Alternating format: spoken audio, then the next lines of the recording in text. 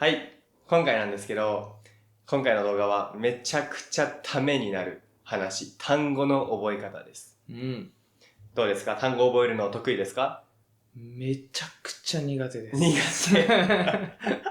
まあ俺は単語覚えるのマジで得意で、大学受験の勉強をしてた時は、2週間で1400単語覚えて、で、これが 99% テストを受けて、で、高校の時も、学校で一番だったんですけど、やっぱり、暗記が得意だったから、こんだけできたのかなって思う。でも、もともと俺暗記めっちゃ苦手。実は。途中で変えた。やり方を変えました。だからその、やり方をね、みんなに伝えて、みんなの日本語の単語をね、もっと効率的に覚えれるように、教えていきたいと思います。まず質問なんだけど、単語帳って、なんか自分で作ったりもするじゃん。暗記とか。そう、暗記。でも、本で、単語を覚えたりもすることもあるけど、例えば、アニメとか、映画とか、ああいったのを、まあ俺だったら英語で見て、それをこう書いて自分で単語帳を作ったりすることもあるんだけど、実際に本から単語を覚えるのか、そういった自分で作ったような単語だからどっちがいいんだろう。単語帳か、自分で作る単語帳か。そうまず、どっちもいい。どっちもいいんだけど、レベル、あなたがどのぐらいのレベルですかっていうのが大事。例えば、めちゃくちゃ初心者、もうガチで初めて言うまだったら英語を学ぶとか、視聴者だったら日本語を学ぶっていう人は、まず会話でね、よく話されるような単語が集まった単語帳を覚えた方が効率がいい。なんでかっていうと、会話からもちろん学べるんだけど、何も知らない状態でアニメとかドラマから学ぼうとすると負担がやばすぎる。だから一個の文章に知らん単語がいっぱいあるっていう感じ。なるほどね。そう。だったら先に基礎的なやつを学んでアニメとか見た方が効率がいい。そう。あとは、単語帳を使うのは試験対策をしてる人だね。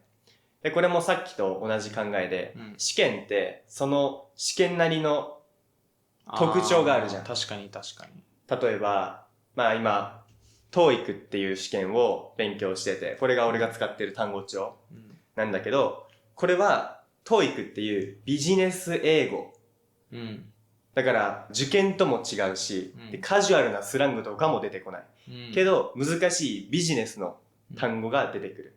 でそれを集めたね、単語帳なんだけど、これをした方がさ、点数に直結するじゃん。だから、単語帳を使う人は、試験を目指す人とか、あとは本当に初心者だね。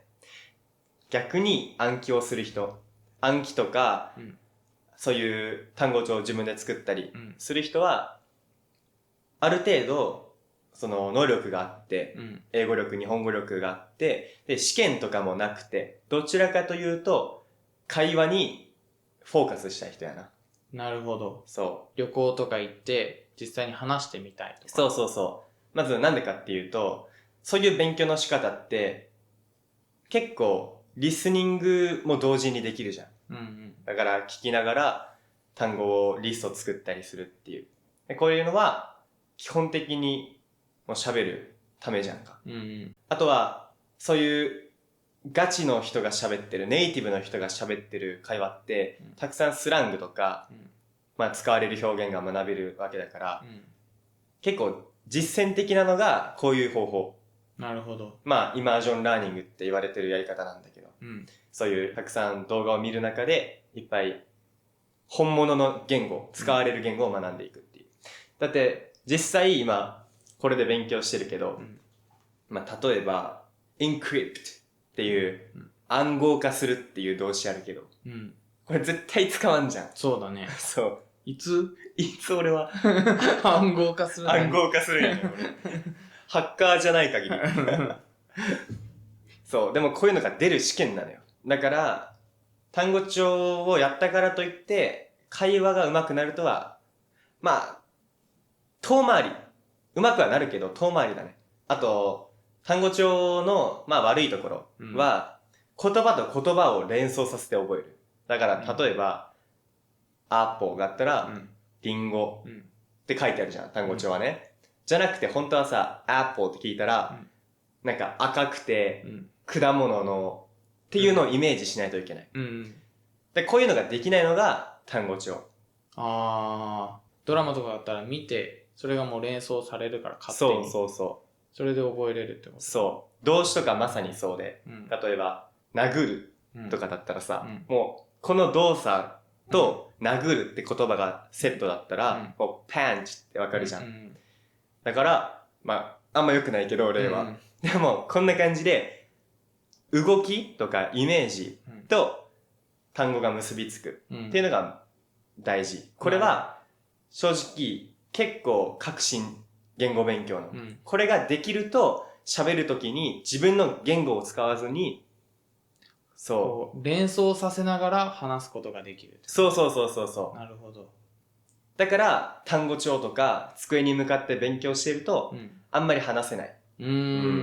ただ、最初の人は、ちょっと単語帳とかを使って、その、イマージョンの勉強をするための土台を作ってやった方がいい。そう。Introducing Kaitenji, a new app for learning Japanese. Kaitenji has many great features that make learning Japanese fun, including vocabulary decks from the video you are watching right now. Please visit kaitenji.com and join our Discord. Links are in the description below. じゃあ、俺とかは今単語帳を使って勉強してるんだけど、なんか覚える時に大事なこととかってなんかあるの？たくさんあります。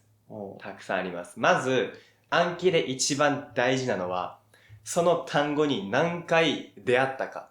そう。だから例えば、まあ俺が昔これで間違ってたんだけど、覚えたいのがあるとするじゃん。で、これを覚えるぞと思って10秒見る。よりも2秒でテストして、これはなんだっけな、わからん、答え見ようって答え見て、でも次に行く。そしてまた戻って、覚えたかな、また忘れた。そしたらまた次に行って。で、もう一回見て、思い出した。みたいな。すぐ出さないともう意味がない。そう。だし、ずっと眺めたからって言って、そんなに覚えれるとは限らない。なるほど。そう。やっぱり、長期記憶に入れるためには、こういうテストを何回もするのが大事。で、欲を言えば、日を置いてやった方がいい。だから、例えば、一日にたくさん復習できるのも大事なんだけど、寝た次の日にその単語を見るのがめっちゃ大切。そうなんだ。そう。なんでかっていうと、睡眠って記憶を整理するためにあるんだよね。だから、単語を覚えるんだったら、寝て復習して寝て復習してっていうのを何回も繰り返すと、もう一生忘れなくなる。そう。まあこれはエビングハウスの忘却曲線っていう記憶がね、どんな感じでなってるかっていうのがもう説明されてるんだけど、科学的に。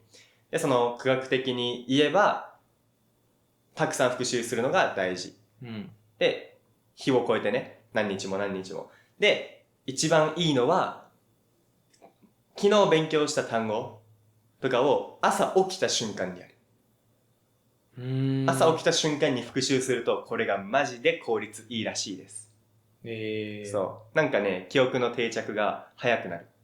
で、俺も実際そう思ってます。やってみて。今やってて。まあこれ本当1週間前に始めて、で、今、600単語をやったんだけど、600単語中のでも覚えてるのは500ぐらい。そう。で、朝起きてやるじゃん。そしたら、なんかね、結構覚えてることが多い。やっぱりまだ朝起きたばっかだっていうのがあるし。そういう意味で、なんだろうな。なんか、記憶を維持できてるなっては思う。そう、だから、朝起きてやるっていうのは、おすすめ。重要なんですね。